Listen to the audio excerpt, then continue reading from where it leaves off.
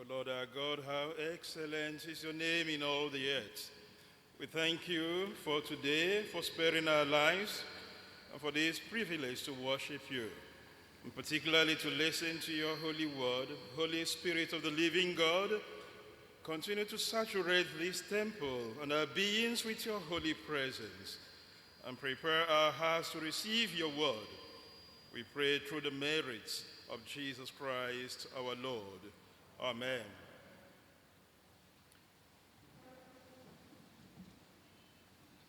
Dear people of God, I bring you all Christian greetings from the parish of St. John's Church, Falomo, Ikoyi, here in Lagos.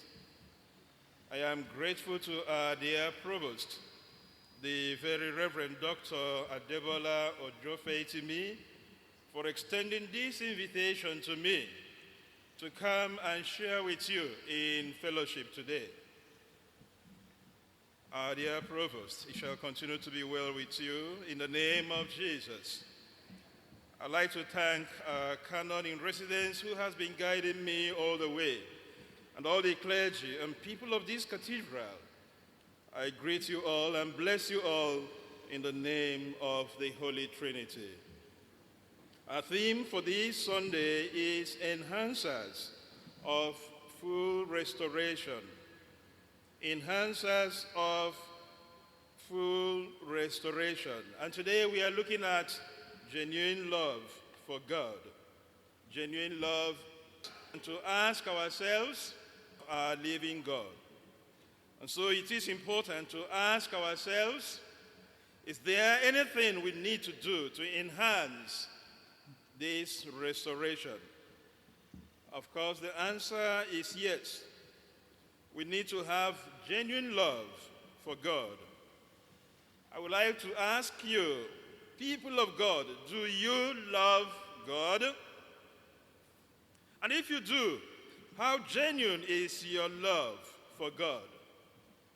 This is the subject we are considering today. From our gospel reading this morning, Matthew chapter 22, verse 37, Jesus says to us, "You shall love the Lord your God with all your heart, with all your soul, and with all your mind." Verse 38, this is the first and great commandment. Verse 39, the second is like it, "You shall love your neighbor as yourself." And then verse 40, "On these two commandments hang all the law and the prophets." This passage of the scripture brings together all our Bible readings of today. It also brings together the theme for today.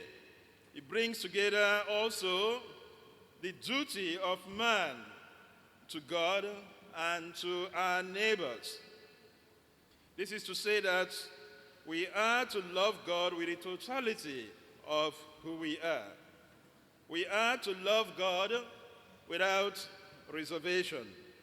We are to love God with every aspect of our being. And of course, this love needs to be genuine. To be genuine means that it is not fake, it is not imitation, it is original, and that it flows from the bottom of our whole being.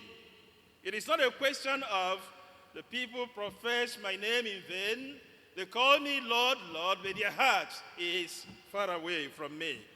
It is original, it is not fake, it is genuine. This means also that in all we do, God comes first. I love the way the hymn author Francis Havergal put it in that evergreen hymn. "Take my life and let it be consecrated, Lord, to thee. Take my moments and my days, let them flow in ceaseless praise." Each time you sing this hymn, stanzas 1, 2, 3, when you come to 4, it says, "Take my silver and my gold, not a mite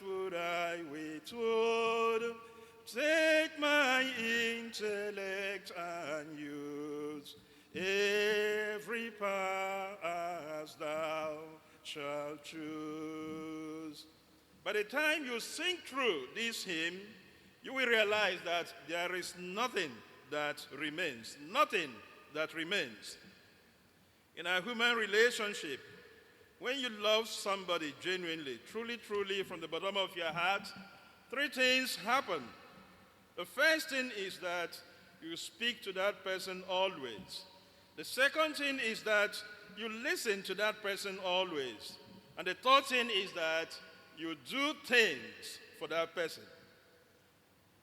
And so I ask you again, do you genuinely love God, people of God? Do you speak to him always? And they suggest prayer. If we love God, we must always speak to him. We must always go to him in prayer. When you love somebody, you speak to that person from time to time. And the second one, if you love somebody, you always like to hear from the person. Do you genuinely love God? Do you listen to God always? And I'm talking about God's Word Bible study. Do you study the Bible on your own, or do you join a church group? This is very important, because we can't say we love God genuinely, and yet we do not have time to study his word, to study the Bible. And then the third thing, when you love somebody, you do things for that person. Do you genuinely love God? What have you done for him? What have you done for God? Sometimes you see or hear of people who build for God. Single-handedly, they will build an entire church. They will build an entire cathedral. They will take projects, not minding who is there or who is richer than them. They just do it. They do it because right in their heart, they feel that love of God. And they do it without looking sideways or listening to anybody. This is the way to show that we love God. If we love God, we must do things for God. What do you do for God? And what have you done for God?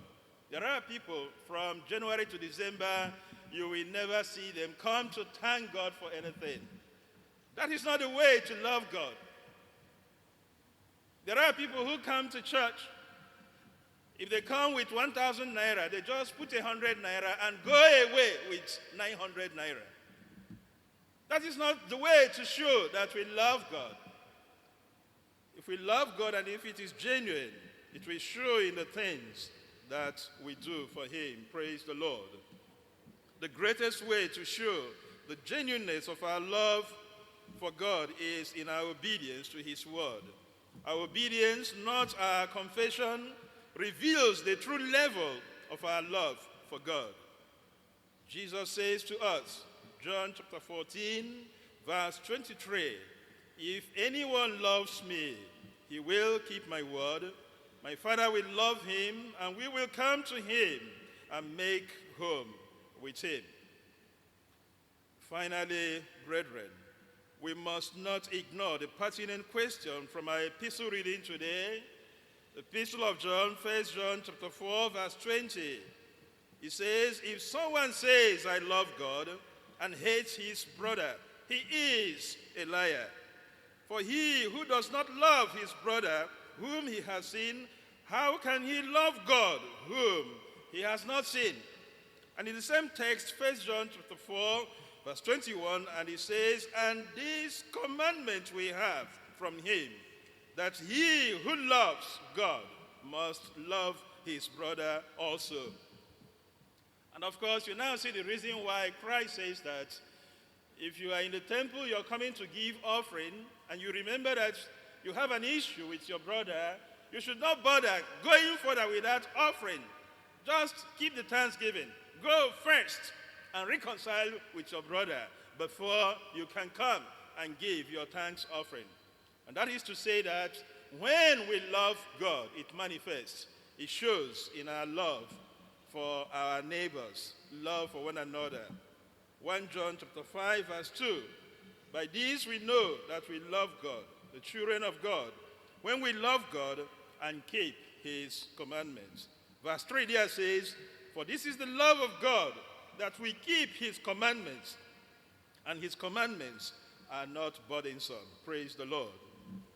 And so, dear people of God, today, as we hear these words, may God's love fill our hearts, and may it manifest in helping us to love our neighbors as ourselves. This we pray in the name of God the Father, and of the Son, and of the Holy Spirit. Amen.